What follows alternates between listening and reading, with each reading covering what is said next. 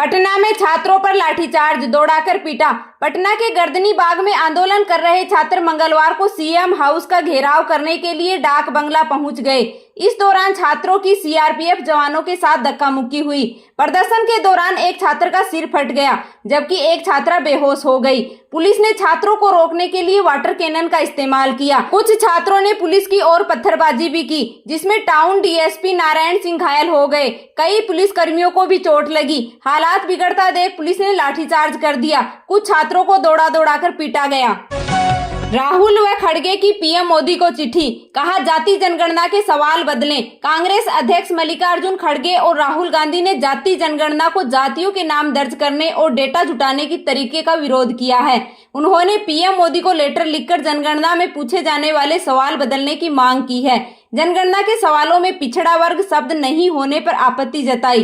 तेलंगाना और बिहार जैसी प्रक्रिया अपनाने की मांग की है।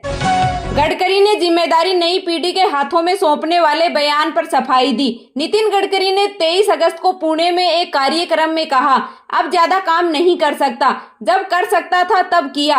नई पीढ़ी को जिम्मेदारी सौंपनी चाहिए। गडकरी के इस बयान को उसके राजनीति से रिटायरमेंट लेने से जोड़ दिया था। इसके बाद गडकरी के ऑफिस ने कहा उन्होंने अपने ट्रस्ट से जुड़े सामाजिक कार्यों की जिम्मेदारी नई पीढ़ी को सौंपने की बात कही थी। उसके बयान का राजनीति से कोई संबंध नहीं।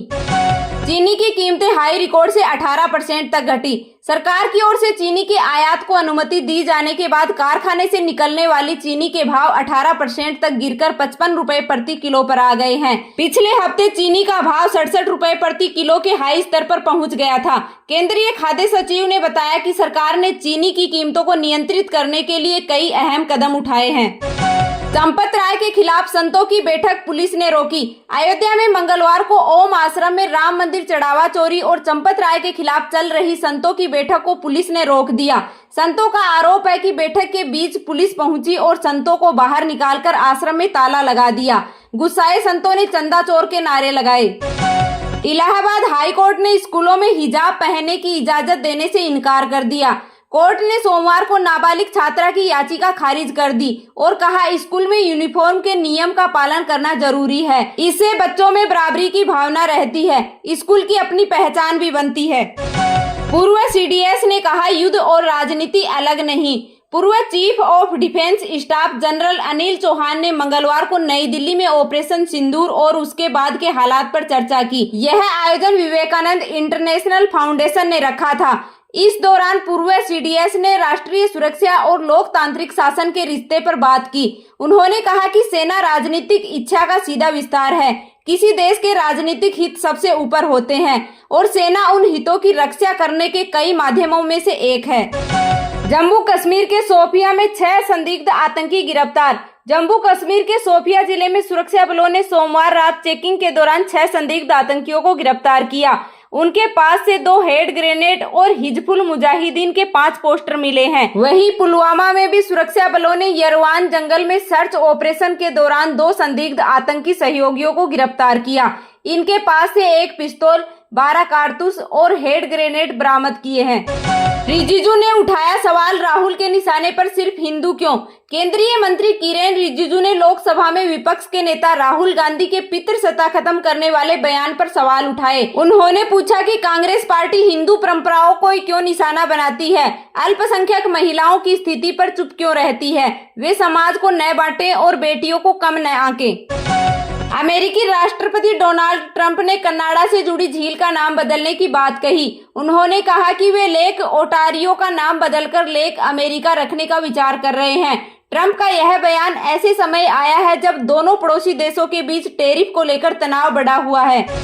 फ्रांस के एक गांव में सोमवार देर रात 117 किलोमीटर प्रति घंटे की रफ्तार से टोर्नेडो आया। इसमें 41 लोग घायल हो गए, करीब 300 घरों को नुकसान पहुंचा और कुछ घरों की छत पूरी तरह से उड़ गई। परिवहन मंत्री तबारो ने बताया कि ट्रेन लेट हुई, सड़कें बंद करनी पड़ी और हवाई अड्डों पर देरी और उड़ानें रद्द हुई। कोलंबो टेस्ट में श्रीलंका पर फॉलो ऑन का खतरा।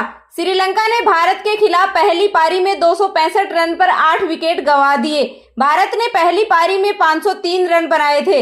श्रीलंका को फॉलो ऑन टालने के लिए 37 रन और बनाने हैं। सूर्या भंडारा ने 80 रन की पारी खेली, जबकि सोनल दिनुसा 85 रन पर नाबाद हैं। भारत की ओर से प्रसिद्ध कृष्णा और मानव सुधार ने 3-3 विकेट लिए। 100% आटा लिखने पर लाइसेंस रद्द, कोर्ट ने लगाई रोक। दिल्ली हाई कोर्ट ने 25 अगस्त को आशीर्वाद आटे का लाइसेंस रद्द करने के FSSAI के फैसले पर अंतिम रोक लगा दी है। ITC अपने पैकेट और प्रमोशन में 100% आटा जैसे लेबल का इस्तेमाल कर रहा था। FSSAI का मानना है कि ऐसे लेबल का इस्तेमाल उनकी मई 2025 की एडवाइजरी नियमों के खिलाफ है। शेयर बाजार में 25 अगस्त को बढ़त रही। सेंसेक्स 287 अंक की बढ़त के साथ 77,656 पर बंद हुआ। निफ्टी में भी 116 अंक की तेजी रही। ये 24,335 पर बंद हुआ। IT और फार्मा शेयर्स में ज्यादा खरीदारी रही। मौसम विभाग ने 27 अगस्त तक MP, UP, छत्तीसगढ़, ओडिशा, झारखंड, उत्तराखंड और केरल समेत 15 राज्यों में भारी बारिश का ऑरेंज अलर्ट जारी किया है। दिल्ली NCR में मंगलवार सुबह लगातार दूसरे दिन तेज बारिश हुई। मौसम विभाग ने रेड अलर्ट जारी किया है। यूपी के अयोध्या समेत 15 शहरों में बारिश हुई। मध्य प्रदेश के भोपाल समेत कई जिलों में तेज बारिश हुई। राजस्थान में 17 जिलों में तेज बारिश का येलो अलर्ट है। जयपुर, कोटा सहित कई जिलों में बारिश का दौर जारी है।